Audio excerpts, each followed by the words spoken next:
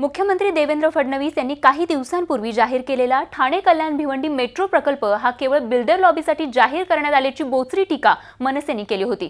भाजपातील builder आमदार मंगलप्रभात लोढा, खासदार कपिल पाटील आणि इतर बिल्डरांनी या मेट्रोच्या मार्गावरील शेकडो एकर जमीन खरेदी केली असून या बिल्डरांच्या प्रकल्पांचे भाव वाढवण्यासाठी मुख्यमंत्र्यांनी हा प्रकल्प जाहीर केल्याचा गंभीर आरोप मनसे उपाध्यक्ष राजेश कदम यांनी केला होता।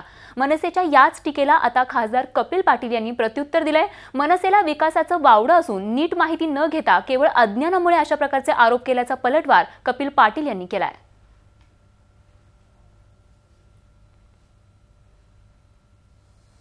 भाजपाचा एक बडा आमदार जो बिल्डर आहे, एक खासदार यांची मोठ्या प्रमाणात तिकडे जागा आहे, जमिनी आहेत शेकडो एकरने आणि इतरही मोठमोठे बिल्डिंगचे प्रकल्प तिकडे सुरू आहेत। या प्रकल्पांना भाव यावा त्यासाठी बिल्डर दार्जिना मुख्यमंत्र्यांनी हा प्रकल्प जाहीर केला असे आम्ही निषेध करतो। लोढांनी त्या एरियामध्ये कुठेही 1 इंचही जागा खरेदी केली नाही।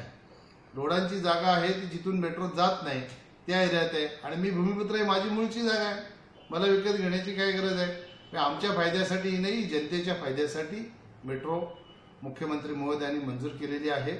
यांचे आरोप जे आहेत ते धांदल खोटे आहेत, त्यांना विकासाच्या बाबतीत कौतुक करण्याची सवय नाही। झी 24 तास रहा एक पाऊल पुढे।